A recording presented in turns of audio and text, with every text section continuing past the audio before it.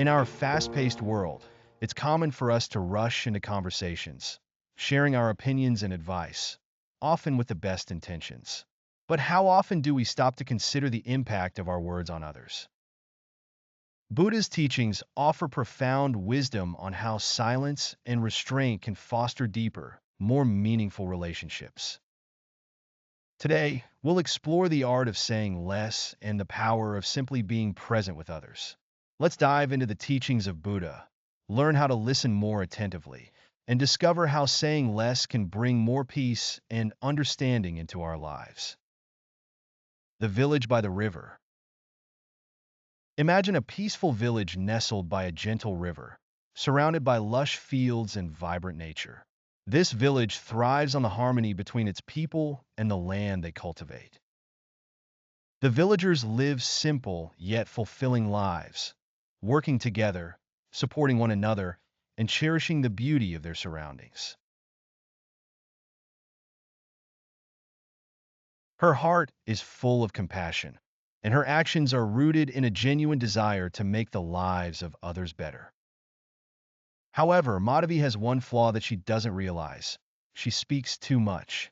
Out of her deep care for others, she often offers unsolicited advice, believing that by sharing her thoughts, she is helping others make better choices.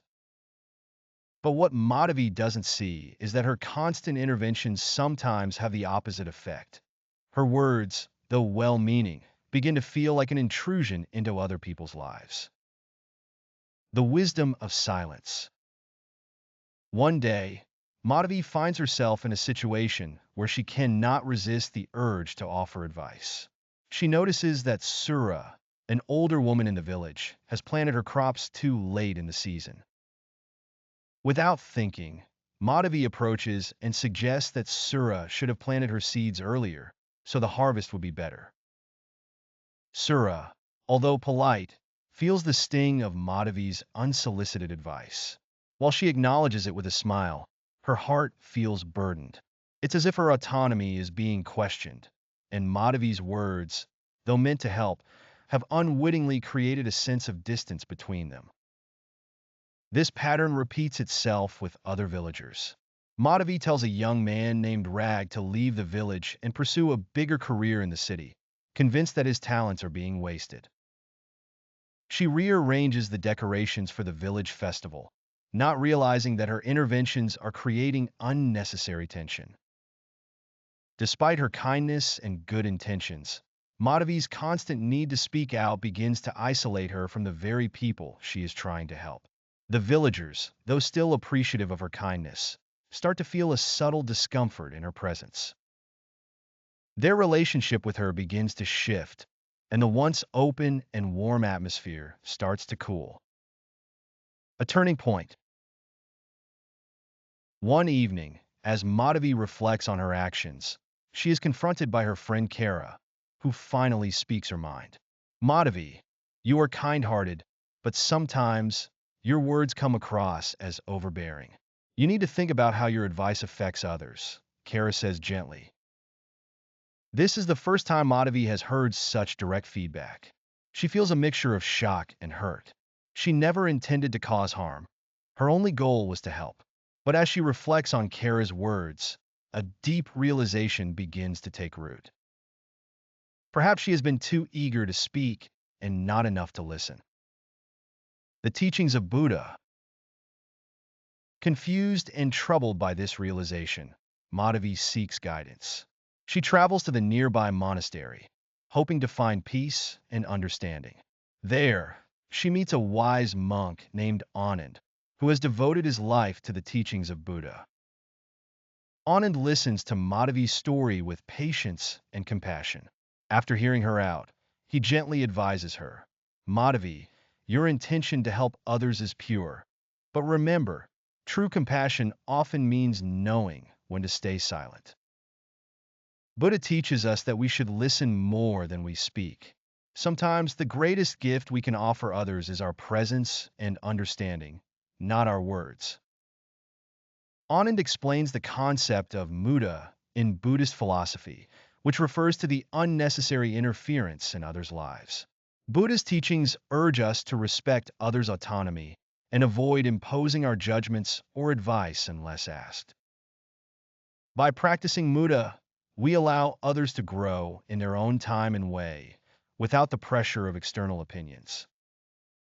He points to the lotus flowers in the monastery's pond. These flowers bloom on their own, without anyone forcing them. They grow naturally from the muddy water, yet they rise above it to reveal their beauty.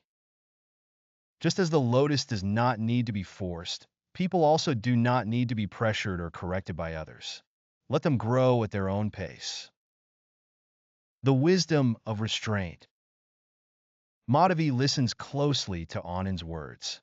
She begins to see the wisdom in them. By intervening too much in others' lives, she was inadvertently stifling their ability to find their own path. She realizes that her constant need to offer advice was not helping. It was limiting others' freedom and hindering their growth. Over time, Madhavi starts to change. She learns to observe the world around her without rushing to offer opinions. Instead of offering unsolicited advice, she simply listens. She holds space for others, offering her support only when it is truly needed. Her relationships with the villagers begin to transform. They no longer feel burdened by her presence, and instead, they seek her out for her calming influence. Madhavi's silent presence becomes a powerful source of support, as the villagers begin to trust that she will respect their choices and offer help only when it is truly needed. Madhavi's newfound understanding brings a deep sense of peace to her life. She learns that by saying less, she can create a space for others to speak and grow. Her relationships become richer, more authentic, and grounded in mutual respect. The power of saying less. In Buddhist teachings, we learn that silence is not emptiness, but a powerful form of communication. When we choose to listen more than we speak, we open ourselves to deeper connections. We show others that we value them for who they are, without the need to change them or fix their problems. Saying less doesn't mean being passive or indifferent. It means being present with others in a way that allows them to feel heard and understood. It means giving them the freedom to make their own choices and to grow at their own pace.